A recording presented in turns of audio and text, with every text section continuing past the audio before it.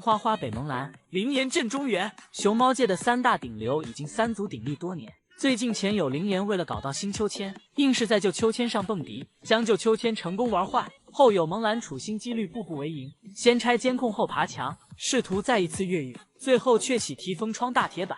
而我们的花花却似乎有些沉寂。不过对于早已功成名就的花局来说，熊生格言就是能坐着坚决不走着，能躺着坚决不坐着，致力于做一个温文安静的大美熊。于是花局每天上班就是坐着吃，躺着吃，起身找东西吃，羡煞了在座的上班族。这天花花去够竹筒里的小零食，没想到脚下一软，一个打滚就掉进了水里，感觉丢了面子的花局立即施展土遁术开溜。但没想到这一幕被在木架上玩耍的荷叶看到，还被荷叶一顿嘲讽。既然成为了花局，自然是有点小脾气的。于是乎便迈着小短腿就去找荷叶算账，二话不说就用绣花小拳拳给荷叶挠了挠痒痒。荷叶反应过来，刚抬起小手，紧张的花局竟然自己踩空，扑倒在木架上。想到今天上班已经丢了2次脸，还被摄像机记录了下来，花局洪荒之力瞬间爆棚，是要找回场子。于是转身一顿组合拳，但高手过招，胜负只在一念之间。心态爆炸的花局一脚踩空，跌倒在木架上。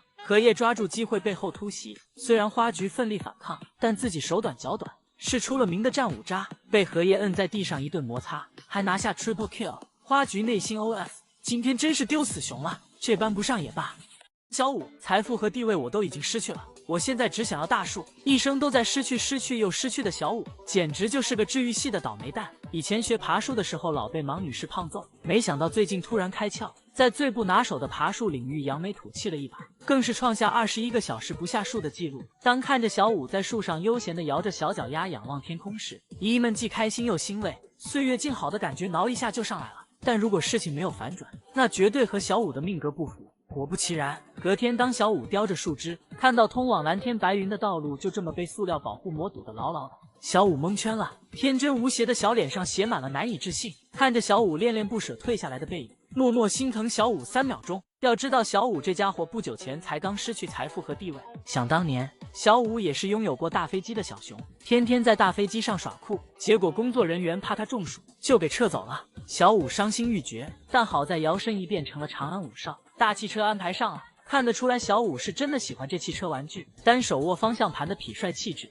也是吸粉无数。可谁成想因为维修需要，座驾又说没就没，就连树飞这扎根地下的不动产也因为安全考虑被修缮成了树墩墩。财富走得太快，就像龙卷风啊，难怪小五扶着树哀嚎呢。更悲催的是，随着其三妹的空降，虫洞最小熊猫仔的地位也随之易主。其三妹凭借可爱的外表和温顺的性格，迅速占领姨姨们的芳心。小五内心 OS： 姨姨们都去看其三妹了，我虫洞五阿哥的地位不保，我要失宠了吗？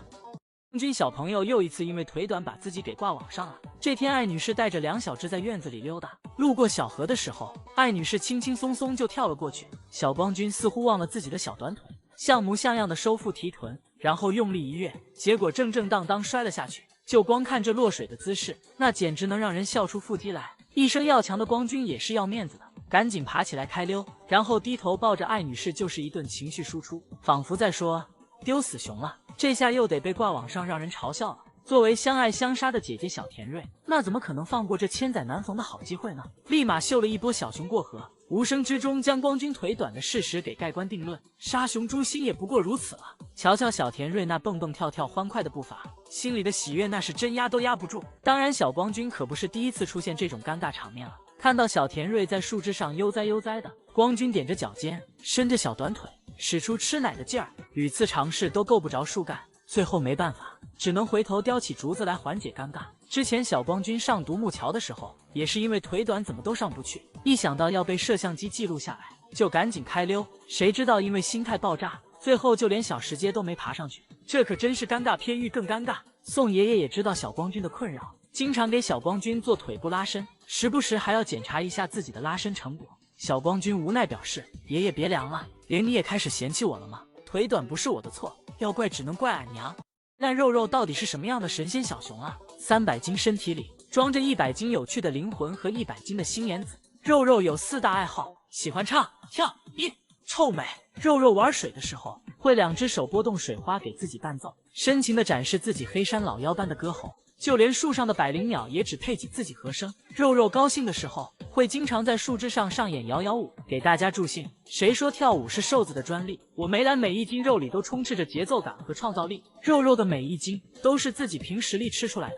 肉肉最喜欢吃的食物是南瓜，还被称为南瓜公主。当肉肉抱着南瓜听到异响的时候，会下意识地将南瓜藏起来，小眼睛四处张望，生怕被人抢了过去。肉肉也是一只喜欢臭美的小熊，看到喜欢的花花会摘下来往自己脑袋上插。同时他有一个 super model 的梦想，因为在树上笑眯眯地展示大长腿，一战封神，不知道秒杀多少职业 model。 只能说肉肉的镜头感是真的强。肉肉洗澡也不忘臭美，不仅会把水当作镜子一睹自己的盛世美颜，还会一边洗澡一边哈哈大笑，显然是已经陶醉在自己的美貌中。除了爱好，肉肉的心眼子也是不输七仔的存在。当小苹果送到跟前时，肉肉先是左手掩面，但是却目不转睛盯着果果，右手一个海底捞月，果果便手到擒来。欲擒故纵这招可是被肉肉使用的炉火纯青，主打一个眼疾手快，果然是一只灵活的大胖熊。当然肉肉小时候也是有一段黑历史的，据说是奇艺抢肉肉最爱吃的苹果，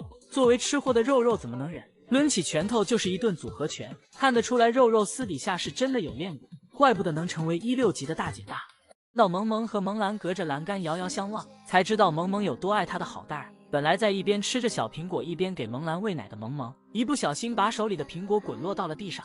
看着苹果越滚越远，萌萌真的很想去捡，但是又不忍心推开趴在她怀里吃奶的萌兰，于是她就这样一直盯着滚到一边的苹果，直到萌兰吃饱后才起身去捡。还有一次是萌萌站着给萌兰喂奶，这时饲养员给她递来一根大笋笋，但是因为饲养员的臂展有限，差一点喂不到萌萌的嘴边。萌萌伸长了脖子也还是够不到，但即便是这样，萌萌也都没有向前迈一步，最后还是饲养员把笋笋扔到了他的脚下。就算是萌萌在熟睡时，只要萌兰闹奶，萌萌就会立刻起身坐下来喂它。就算是人类的妈妈，也就只能做到萌萌这种份上吧。有一次萌兰被饲养员抱出去晒太阳，不知情的萌萌像发了疯一样到处找萌兰，看他焦急地奔跑着寻找萌兰的样子，真的是肉眼可见他的担心。这天即便是萌兰调皮一直吠妈，萌萌都没舍得打他，甚至还用手扒拉着萌兰，防止他的好蛋儿掉进沟里。这要是换做别的熊猫妈妈，估计一把就推沟里去了。当然这娘俩有温情也有搞笑的时候。看图找萌兰，此时的萌兰估计感觉妈妈的爱比大山还要有分量吧，可能是因为萌萌太爱她的好蛋儿了，竟然曾把萌兰玩得口吐白沫，把萌兰吓得都装睡躲着她，直到确认妈妈走远了才敢起身。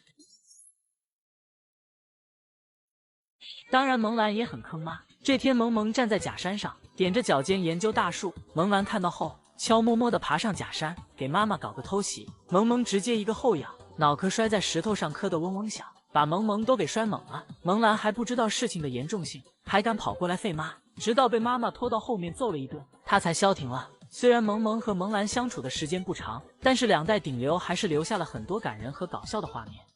小五告诉俺娘，俺忙小五不是孬种。小五不仅越过了保护膜，爬上10来米高的大树，他甚至还学着隔壁哥哥姐姐露营，在上面睡了一夜。我们现在的长安五少早已不是那个只会爬扎屁股小树的小熊了。从昨天下午的2点左右，小五开始上树，截止到第2天的10点，外公才用盆盆奶把他从树上哄下来。他在树上足足待了20个小时，很难不怀疑他是和盲女士闹了别扭，自己赌气挂在树上不肯下去。小五现在真的是长大了，昨天他扒着保护膜的上边缘，就这么轻轻松松的越过去了。他找到一个舒服的树杈，把自己团成熊猫球挂在上面，这画面看起来一整个的就是岁月静好。饲养员们反应也是很迅速，找来梯子爬上去就把保护膜拆掉了，这样不仅能方便小五下树，也能降低他摔下来的风险。其实昨天下午他已经准备下来了，在下到一半的时候转头看到了妈妈，又飞速爬上了树。小五的反应真的很搞笑，他这是害怕妈妈会揍他吧。后来外公又来收了他一次，但是也没有成功。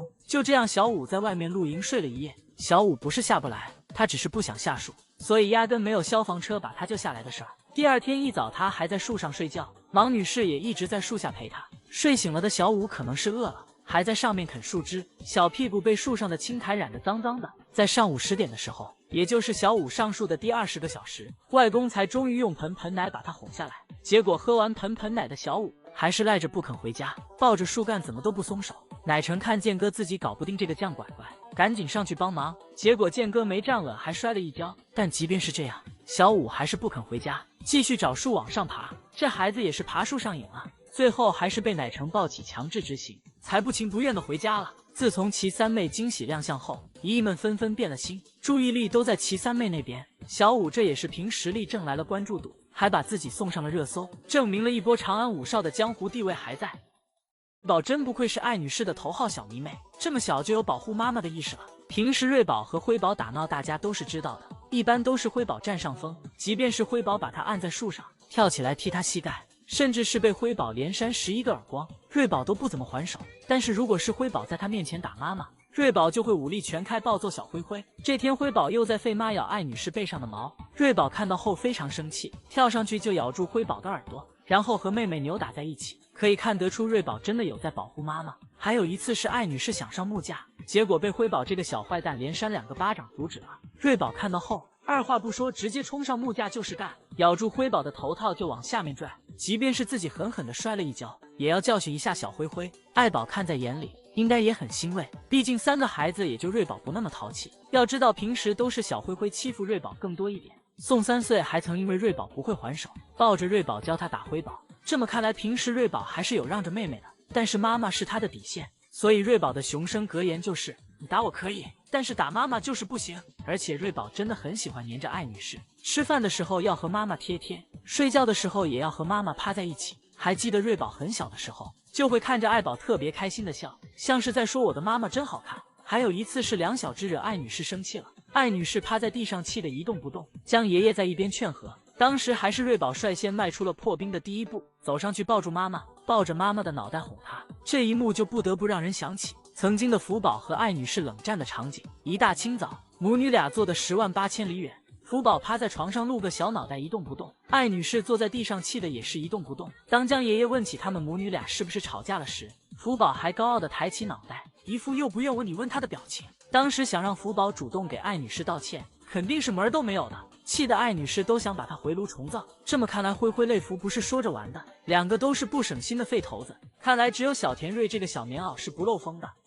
到时隔4年，双双和兰香再度重逢的画面，才知道他们之间的感情远比我们想象的更加的深厚。这天是双双率先认出了隔壁的妈妈，一直趴在交流窗口看向正在吃串串的兰香。当时兰香也只是好奇的回头打量了一下隔壁这个偷看她的小孩，还是自顾自的吃着，并没有靠近。虽然平时的双双都很霸总气质，但她这次真的显得好乖。不知道双双等了多久，兰香才慢慢的走向了交流窗的方向。在母子俩对视的那一刻，他们应该就已经认出了对方。母子俩互相嗅闻着彼此的气味，也都在尽量的靠近。此刻他们或许在倾诉着对彼此的思念，可能是久别重逢太过激动。没过一会儿，双双便走开了，趴在交流窗旁边的草地上独自一梦。也不知道此刻的双总是不是在哭鼻涕，而兰香则是一直守在交流窗前。虫虫发现了哥哥的不对劲，跑过来让哥哥背背，但双双很显然并没有心情和弟弟打闹。虫虫见状便爬到木桥上独自玩耍了。而此刻的双双好像想到了什么，再次回到了交流窗口前，空出了他的右半边，还示意妈妈看向虫虫所在的方向，似乎是在告诉妈妈那个就是弟弟。他平时有些调皮和贪玩，看得出双双的情感真的非常细腻了。最令人想不到的是，第二天双双真的把虫虫带到窗口前，他们还打包了笋笋过来，一边吃一边坐着等妈妈。但遗憾的是，兰香这次没有赴约，不过来日方长，他们现在住在隔壁，总能再相见。然而像这种母子间的久别重逢，在虫洞也不是第一次上演了。嘉月月回到虫洞刚展出时，元芳就把他安排在二顺的隔壁。第一次看到二顺的嘉月月直接愣在了原地，他当时估计都不敢相信自己的眼睛，时隔5、6年还能再次见到自己的妈妈。所以当二顺也认出他过来贴贴时，本来在树上玩耍的月月飞速下树，跑到二顺妈妈的面前，开心的手舞足蹈，感觉此刻他的喜悦都快溢出屏幕了。二顺坐在玻璃墙边吃饭，嘉月月也要坐在地面看着。平时母女俩也会坐在交流窗前，一聊就是好久。虫洞的这些暖心操作也是真的很圈粉。星星到底背着大家还藏了多少宝贝？丝血仔一经展出，立刻引起了大家的关注。大大的朵朵可以和秦岭的秦大朵一较高下了。而且小家伙虽然刚满1岁，这打包本领可以说是遥遥领先。只见丝血仔叼着一根比自己身高还要长2、3倍的竹子，摇头晃脑的往树上爬，看着身形肉眼可见的壮实，只是小家伙打包到树上也不吃，一直用嘴叼着，小舌头还一卷一卷的，真的害怕孩子的嘴累得慌。不过网友们看到小家伙打包竹子的这一幕，纷纷评论说像是孙悟空拿着他的金箍棒。而思雪仔之所以如此厉害，可能与他显赫的家世有关。他的妈妈思雪是著名逃跑新娘白雪老祖的女儿，他的爸爸冰城是汪家和医保的儿子，是名副其实的双野二代。所以思雪仔的外婆爷爷奶奶都是野生大熊猫，也正是因为妈妈思雪和爸爸冰城的缘故，大家也叫他蜜雪冰城。如果蜜雪冰城这都不冲，那可真就太可惜了。思雪因为吃的实在太胖，四肢又很短粗，被奶爸奶妈形容说是像一座山，而且即便现在已经18岁了，依旧是圆滚滚胖乎乎的，甚至比他刚满1岁的孩子思雪仔看着还要奶。而冰城因为血统优秀，长得又很帅气，被很多女熊的亲妈粉上门提亲，也因此被大家称为国民女婿。冰城还有一个独门绝技，那就是他会太空步。看他跳的这几下是不是很丝滑，小屁股也是扭得飞起。据说他总用这招取悦女熊。福宝在没展出前，冰城还住过他的隔壁，据说整天对着福宝咩咩叫，不知道他有没有给福宝跳上一段。思雪仔的哥哥姐姐也很优秀，他的哥哥雪宝雪大头，后肢力量特别强大，站立的时间可以长达半分钟以上，感觉只要吃的管够，他都能跟着奶爸绕场1周。他的姐姐映雪在2017年已经成功放归野外，所以思雪仔也注定是不平凡的存在。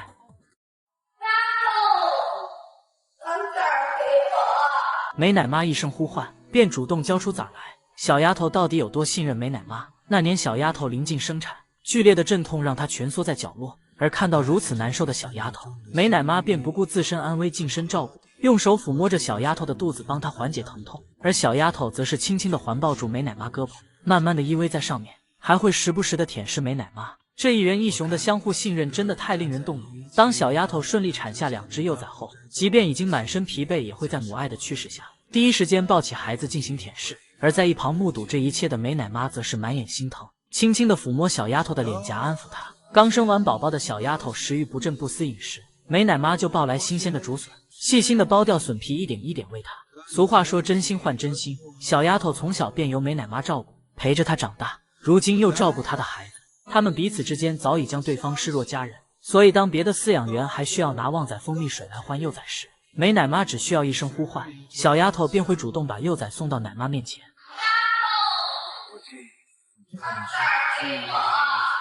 因为她心里明白美奶妈一定会像从前照顾她一样，照顾好她的孩子。而当看到前来换崽的不是美奶妈时，小丫头则会警觉起来，立刻抱起幼崽背对着奶妈，即便拿来蜂蜜水交换，她也会伸出手来进行婉拒。由此可见小丫头内心深处有多信任美奶妈，而美奶妈也会爱屋及乌，对小丫头的孩子多一份偏爱，会和别的奶妈争论不休，只为自家崽争一个最乖宝宝的头衔。你是最乖的，我们小新最乖，你是最乖的，小新最乖，最乖的，小新最乖，最乖的，我们小新最乖，你是最乖的，我们小新乖，他也不错啦，但是我们小新乖些，小新跟小二长得一模一样，乖。2位奶妈护短的样子可爱至极，果然都会觉得自家娃娃是最好的。看到是这样的一群可爱又默默奉献的人在照顾我们的国宝，真的心里满满欣慰又莫名感动。经验可以慢慢积累，但爱心真的是学不来的。芒仔这2天真的都快把嘴笑歪了。芒小五被长安起源认养，却乐坏了芒仔，不仅笑眯眯的一口气炫光了认养仪式上的大蛋糕，还要和芒小五抢他私熊定制的小汽车。芒仔怕不是以为长安起源认养的是他吧？母子2熊最近每天都在上演抢夺跑车大战，因为跑车的空间有限，母子俩同时坐进去难免有些紧巴。但不到1岁的芒小五哪里是将近300斤的芒女士的对手，任凭小五怎么扑腾，芒仔都纹丝不动，气得小五张大嘴巴一口咬住芒仔的耳朵。芒仔还是笑眯眯的，像是在说：“小崽贼，你咬到妈妈我呀，算是咬到棉花了哟。”随后芒仔一脚油门，车速飙起来，没有坐稳的小五挂在车窗外面摇摇欲坠。这母子俩这是上演了一波虫洞版的《速度与激情》啊！后来小五也学聪明了，他知道反正现在是不管怎么抢也抢不过妈妈，干脆躺在车前面，谁也别想开。这架只长得狗里狗气的小熊，就是3胞胎萌帅裤中的3弟小酷。小酷的长相在3姐弟中可以说是最有特色的，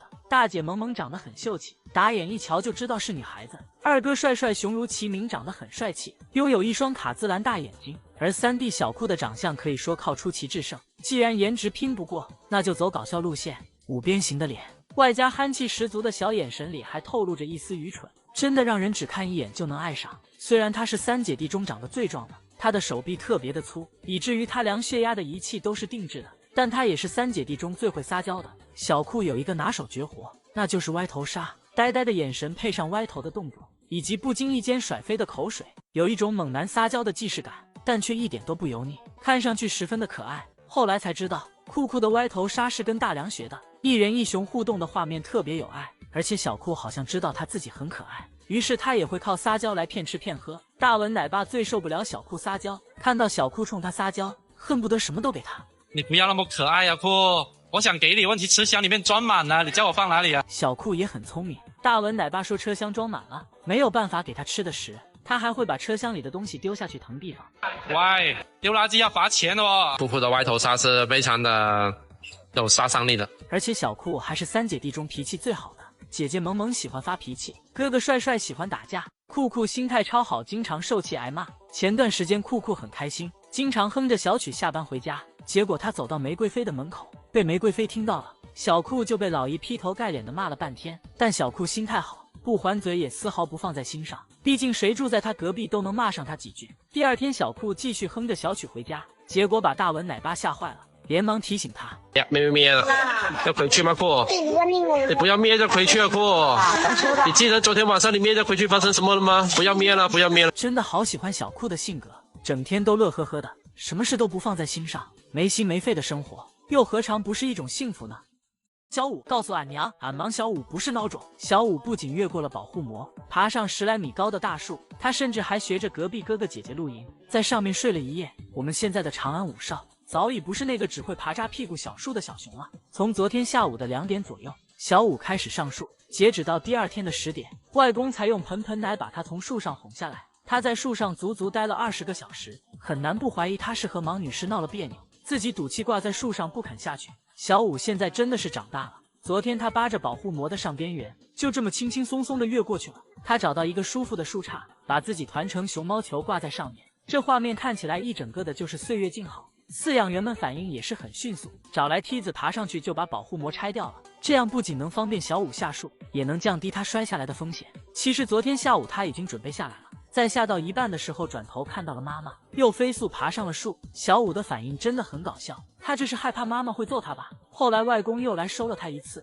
但是也没有成功。就这样小五在外面露营睡了一夜。小五不是下不来，他只是不想下树，所以压根没有消防车把他救下来的事儿。第二天一早他还在树上睡觉，盲女士也一直在树下陪他。睡醒了的小五可能是饿了，还在上面啃树枝，小屁股被树上的青苔染得脏脏的。在上午10点的时候，也就是小五上树的第20个小时，外公才终于用盆奶把他哄下来。结果喝完盆奶的小五还是赖着不肯回家，抱着树干怎么都不松手。奶成看建哥自己搞不定这个犟拐拐，赶紧上去帮忙，结果建哥没站稳还摔了一跤。但即便是这样，小五还是不肯回家，继续找树往上爬。这孩子也是爬树上瘾了，最后还是被奶成抱起强制执行，才不情不愿的回家了。自从齐三妹惊喜亮相后，姨姨们纷纷变了心，注意力都在齐三妹那边。小五这也是凭实力挣来了关注度，还把自己送上了热搜，证明了一波长安五少的江湖地位还在。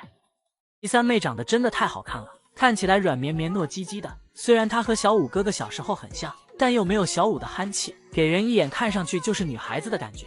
小年纪的齐三妹就会十分标准的一字马了，而且齐三妹不仅和小五哥哥长得像，也是小年纪就只想回家。墩墩外公把她抱出来晒太阳，她就孤勇着想回家，但每次都是孤勇半天，刚爬出垫子就被墩墩外公抱回去了。这就不禁让人想起小五小时候出来晒太阳的场景，总是喜欢迈着模特步，屁股一扭一扭的走回家。齐三妹被抱出来晒太阳时，好奇女侠总是不放心，一直趴在门口看着。之前有一次好奇女侠独自出外场，就趴在窗户上往里看闺女，即便是她生日当天有美味的大蛋糕和好玩的雪，她也是只待了一会就喊奶成开门，着急回家带孩子了。好奇妈妈真的很爱她的齐三妹，墩墩对这个亲外孙女也是宠爱的很。每次抱着齐三妹出来时，感觉扬起的嘴角压都压不住，大家也都纷纷评论说，墩墩奶爸再也不用四处打零工了，当年又是照顾于可于爱，又是照顾莽小五的，现在终于有了自己的亲外孙女了，再也不用哪里有活就往哪里搬了。而且墩墩照顾齐三妹时真的很细节，他会把垫子卷起，再伸手去抱齐三妹，这样就不会把齐三妹的垫子踩脏了。看到这一幕，小五不禁流下了伤心的眼泪。墩墩，你还记得大明湖畔的莽小五吗？当年你家好奇相亲回来，你就卷起铺盖毅然决然的走了，还是头也不回的那种。小五还为墩墩的离开难过了好几天呢。虫洞这样也挺好的，每年都有新鲜的宝宝出生，明年应该就轮到梁月、于贝和佳月月了吧？不知道他们哪一个会先传来好消息呢？果然，在芒女士的眼里，只要出现在莽家大院里的玩具都是她的，这个轮胎吊桥自然也不例外。昨天奶橙带领虫洞天团又给莽家大院上新了，这次是用8个轮胎打造的豪华吊桥，一行人忙活到晚上10点多，安装好之后，又马不停蹄地进行了消毒。奶橙还配文说，看看小五明天怎么耍。今天一大早，芒女士看到这个大玩具也是开心坏了，率先爬了上去。小五也不甘示弱，紧跟其后，试图咬住妈妈阻止她登顶，但小五的输出基本对芒女士构不成什么威胁。芒女士登顶后笑的那是一个开心，起初母子俩还能和平相处，各自探索，但这个轮胎洞口对小五来说还是略大了一些，一不小心就从里面漏下去了。芒女士还一脸的迷茫，我的好大儿怎么修一下就不见了？可能小五误以为自己掉下去是妈妈搞的鬼，于是再次爬上吊桥就要和妈妈决斗，一直晃动轮胎，估计是想把妈妈从吊桥上晃下去。但小五哪里能是芒女士的对手？芒女士借助自己的位置优势，几个连环掌把小五都快打蒙圈了。但小五这个犟拐拐那是越打越勇，最后直接被芒女士掀下吊桥。此后母子俩的吊桥之争方才正式进入白热化。小五扯住妈妈往下拖，好不容易把芒女士拽下去了，结果还砸在了自己的身上，这基本上就是打出了1000的伤害，却被敌人的反伤刺甲返回来999。后来又反反复复进行了几个回合。今天的吊桥之战，小五也是输惨了，坐在木架上独自 emo。后来走到妈妈跟前想求和休战，结果被芒女士一拳打出了360度转体。本来小五还能扒着木架挣扎着不想掉下去，结果芒女士又补了一掌，小五稳稳地掉在了吊床上。芒女士看到这一幕，非常满意的扭着屁股潇洒地走开了。别家都是娃废妈，只有莽家是妈废娃。曾经还因为小五是虫洞2、3级的独苗苗，害怕他在成长的过程中可能会因为没有玩伴而感觉到孤单，后来才发现是自己想多了。芒女士可比年轻小熊会玩多了，这娘俩整天打得鸡飞狗跳，也因此成为很多人的快乐源泉。10年的爱与陪伴在这一刻具象化了。10年前的大梁抱着萌萌，10年后他又抱着萌萌的女儿。时间不仅没有让他对萌萌的爱减少，反而在媚珠的身上得到传承和延续。曾经的大梁奶爸带着萌萌在秋千上玩耍，萌萌突然一个飞扑扑向奶爸的画面还近在眼前。相隔近10年，还是这个秋千，现在是大梁外公带着媚珠在上面玩耍，而且媚珠也从上面摔了下来。估计大梁内心的感触要比我们都会更深一些。媚珠也很喜欢这个秋千，特别是秋千边的这棵小树，张大嘴巴一直在用自己的小奶牙去咬小树枝。看到这可爱的一幕，内心瞬间就温暖了很多。它真的可以治愈不好的心情。大梁说有人看着的时候，会多让媚珠出来玩耍，来释放她活泼的天性。自从有了媚珠，感觉大梁脸上的笑就没消失过，即便是只能看到她的后脑勺，也能知道她此刻在笑。这大致就是嘴巴笑到耳朵根的样子吧。大梁歪着脑袋看媚珠喝水的画面，眼神里的爱都快要溢出屏幕了。但即便已经是当外公的饲养员了，也挡不住大梁调皮，他自己也忍不住经常撸媚珠。曾经还因为把媚珠撸出了狗叫声，所以被亲姐训了。他一大早带着媚珠在外面玩，被领导抓包后尴尬的收起手机的样子也很好笑，真的像极了上班摸鱼被领导逮个正着的尴尬场面。大梁带着媚珠玩玩具，感觉他比媚珠玩的还要开心。而且大梁和媚珠在一起的时候也经常碎碎念，以至于媚珠听太多了，开口就是哞哞叫声。这音色和大梁的声线简直一模一样，而且媚珠和大梁在一起时发出哞哞叫声的概率更大。也正是因为大梁对媚珠毫无保留的宠爱，也让媚珠变得越来越对他肆无忌惮，日常追着大梁咬，感觉此刻的他们都在因为彼此的存在而幸福着。女士和小五这对母子真的太有意思了。小五前几天因为大树被包住有些失落，所以经常会爬到保护礁的位置去看。然后没过几天，奶橙就给小五安排了新树。芒女士见状也模仿儿子，爬到保护礁的位置去许愿。天灵灵地灵灵，奶橙也给我安排个玩具行不行？毕竟莽家大院只要上新玩具，都得是小五的母上大人先玩。大飞机是，大跑车是，小粉猪也是，就连不适合他尺寸的红色吊床也是。即便是很明显这个玩具不太适合他，他也要硬玩。正着爬不上去，就挂倒档，结果倒档也失败了，还把自己气得原地兔子跳。而且他自己玩不了，也不让小五玩，一巴掌就给小五掀翻在地。就算爬不上去，趴在上面也是好的。还有这个玩偶兔子，这娘俩也是抢得厉害，看他俩感觉都快抢急眼了，又是薅头发又是挠脸的，感觉莽妞妞自从生了小五之后，状态上至少能年轻5岁，一点妈味儿都没有。有种越活越年轻的感觉。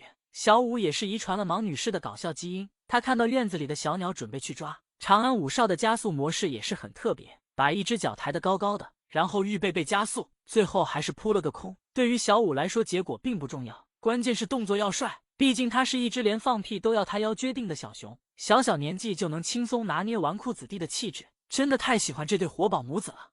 但肉肉到底是什么样的神仙小熊啊？300斤身体里装着100斤有趣的灵魂和100斤的心眼子。肉肉有4大爱好，喜欢唱、跳、臭美。肉肉玩水的时候，会2只手拨动水花给自己伴奏，深情地展示自己黑山老妖般的歌喉。就连树上的百灵鸟也只配给自己和声。肉肉高兴的时候，会经常在树枝上上演摇摇舞，给大家助兴。谁说跳舞是瘦子的专利？我梅兰每一斤肉里都充斥着节奏感和创造力，肉肉的每一斤都是自己凭实力吃出来的。肉肉最喜欢吃的食物是南瓜，还被称为南瓜公主。当肉肉抱着南瓜听到异响的时候，会下意识地将南瓜藏起来，小眼睛四处张望，生怕被人抢了过去。肉肉也是一只喜欢臭美的小熊，看到喜欢的花花会摘下来往自己脑袋上插。同时他有一个 super model 的梦想，因为在树上笑眯眯地展示大长腿，一战封神，不知道秒杀多少职业 model。 只能说肉肉的镜头感是真的强。肉肉洗澡也不忘臭美，不仅会把水当作镜子一睹自己的盛世美颜，还会一边洗澡一边哈哈大笑，显然是已经陶醉在自己的美貌中。除了爱好，肉肉的心眼子也是不输七仔的存在。当小苹果送到跟前时，肉肉先是左手掩面，但是却目不转睛盯着果果，右手一个海底捞月，果果便手到擒来。欲擒故纵这招可是被肉肉使用的炉火纯青，主打一个眼疾手快，果然是一只灵活的大胖熊。当然肉肉小时候也是有一段黑历史的，据说是奇艺抢肉肉最爱吃的苹果，作为吃货的肉肉怎么能忍，抡起拳头就是一顿组合拳。看得出来肉肉私底下是真的有练过，怪不得能成为16级的大姐大。到萌萌和萌兰隔着栏杆遥遥相望，才知道萌萌有多爱她的好蛋儿。本来在一边吃着小苹果一边给萌兰喂奶的萌萌，一不小心把手里的苹果滚落到了地上。看着苹果越滚越远，萌萌真的很想去捡，但是又不忍心推开趴在她怀里吃奶的萌兰，于是她就这样一直盯着滚到一边的苹果，直到萌兰吃饱后才起身去捡。还有一次是萌萌站着给萌兰喂奶，这时饲养员给她递来一根大笋笋，但是因为饲养员的臂展有限，差一点喂不到萌萌的嘴边。萌萌伸长了脖子也还是够不到，但即便是这样，萌萌也都没有向前迈一步。最后还是饲养员把笋笋扔到了她的脚下。就算是萌萌在熟睡时，只要萌兰闹奶，萌萌就会立刻起身坐下来喂她。就算是人类的妈妈，也就只能做到萌萌这种份上吧。有一次萌兰被饲养员抱出去晒太阳，不知情的萌萌像发了疯一样到处找萌兰，看她焦急地奔跑着寻找萌兰的样子，真的是肉眼可见她的担心。这天即便是萌兰调皮一直吠妈，萌萌都没舍得打她，甚至还用手扒拉着萌兰，防止她的好蛋儿掉进沟里。这要是换做别的熊猫妈妈，估计一把就推沟里去了。当然这娘俩有温情也有搞笑的时候。看图找萌兰，此时的萌兰估计感觉妈妈的爱比大山还要有分量吧，可能是因为萌萌太爱她的好蛋儿了，竟然曾把萌兰玩得口吐白沫，把萌兰吓得都装睡躲着她，直到确认妈妈走远了才敢起身。当然萌兰也很坑妈。这天萌萌站在假山上，踮着脚尖研究大树，萌兰看到后悄摸摸地爬上假山，给妈妈搞个偷袭。萌萌直接一个后仰，脑壳摔在石头上，磕得嗡嗡响，把萌萌都给摔懵了。萌兰还不知道事情的严重性，还敢跑过来吠妈，直到被妈妈拖到后面揍了一顿，她才消停了。虽然萌萌和萌兰相处的时间不长，但是2代顶流还是留下了很多感人和搞笑的画面。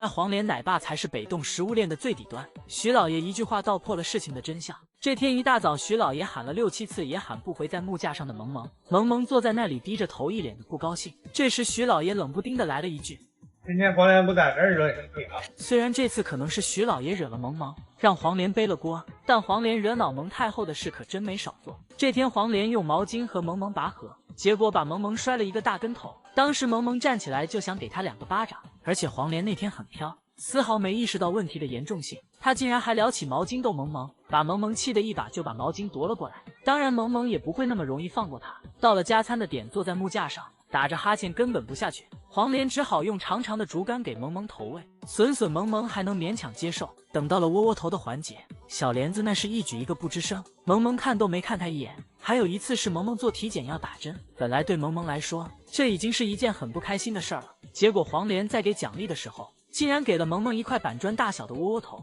一般这个时候都是给红枣什么的，自家的窝窝头是啥样，恐怕黄连心里也是没有一点数，直接把萌萌气的就想给他一熊掌。萌萌之后再体检，黄连就乖乖的奉上大红枣了，看把黄连给吓的，生怕喂慢了又得挨蒙太后一熊掌。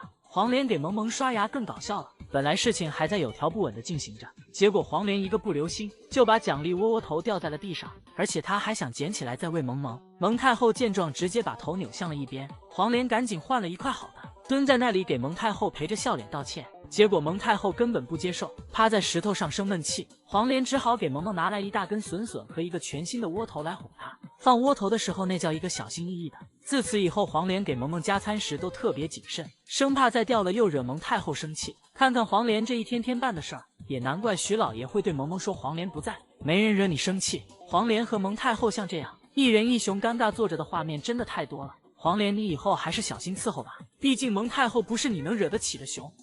从发现魅珠的显示屏和声卡严重不符，现在大家多少有点魅珠叫声后遗症。有的网友表示一天不听就难受，每看到长隆再次发布魅珠的视频，都会屏住呼吸静静的听，直到听到魅珠那熟悉的牛叫声才会松一口气，而且还会感觉整个人都舒服了。这一部分网友觉得声音独特的魅珠看起来愈发可爱了。大梁奶爸知道大家爱听，最近总会给大家放出魅珠新鲜的牛叫声。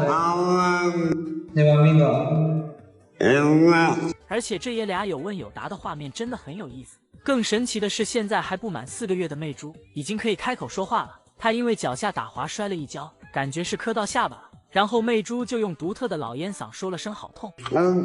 魅珠发现大梁外公没听懂，向前走了2步，仰着脑袋又说了一遍，感觉魅珠说的这句好痛真的好清晰啊。还有一部分网友至今还没有从魅珠声音他房中走出来，因为大家觉得魅珠这么软萌可爱的脸就应该发出的是嘤嘤的叫声，而且魅珠老烟嗓的声线有点像大梁，所以现在大家把锅都甩给了他，说是他把魅珠的声音教成这样的，让大梁应该学学华丽的奶爸，跟魅珠说话时声音要加一点。还有的网友更搞笑，说自己不会轻易再爱了，纷纷跑到虫洞齐三妹的评论区，非想让齐三妹也叫2声听听。不得不说，自从魅珠开口后，整个猫粉界都变得有些疯魔了。果然能打败萌兰的只有萌兰小时候，在她还是糯米团子的时候，就已经展现出了超高的智商。小时候的萌兰练习爬树，还会指挥奶爸去树的对面引导他，奶爸也是秒懂了他的意思，站在树的对面拍着手示意他的好蛋儿向上爬。萌兰也是很争气，爬得非常努力，爬到一定的高度，萌兰又用手扒拉奶爸，让他换到树的另一边，很难不怀疑他是为了照顾到前来看他的所有游客。等他爬到一定的高度，自己就乖乖的下来了，然后稍微休息了一下，就自己单独又爬了一遍，让奶爸验收他的学习成果。奶爸也是很骄傲的摸了摸他的脑袋。小时候司汤圆下班挂在树上怎么都不肯回家，于是奶爸就派了萌兰上树去收他。萌兰也是懂得先礼后兵的道理，上去对着自己同父异母的弟弟就是一顿好言相劝，即便是司汤圆咬他也不还手。但是经过一番劝说，司汤圆非但没有要下来的意思，还把萌兰撵下了树。萌兰此刻心想，你既然敬酒不吃罚酒，那就别怪三哥不客气了，于是咬住司汤圆就往树下扯，这架势丝毫不像刚才苦苦劝说的样子，这次上去就是干，3两下就把司汤圆收下来了。关键是他收完司汤圆也不用饲养员操心，自己就乖乖的下来了。因为萌萌也很稀罕他的好蛋儿，有时候甚至能把萌兰玩到口吐白沫。萌兰也是有点吃不消妈妈300斤的母爱，于是萌萌来找他玩的时候，他就躺在地上装睡。萌萌见自己的好蛋儿睡着了，只好作罢，只好独自回家干饭了。萌兰察觉到妈妈走远后，立刻转身爬起来就跑，这小模样真的太可爱了。如果有小伙伴欺负他，他也会跑去找奶妈告状。姐姐是不是专门打你？姐姐专门打你哇！你们弟娃儿都打你，你们亲他是不是都打你？奶妈不在的时候，他就会找游客告状。这天小伙伴冲过来咬了一口他的屁股就跑，于是他就一边哼哼唧唧，一边回头看着赵世雄，示意游客说就是他。谭爷爷喊萌兰回家，他还会一边跑一边回应谭爷爷。最后甚至还知道抄近道跑回家。萌兰真的从小就是一个智商超高的小熊精。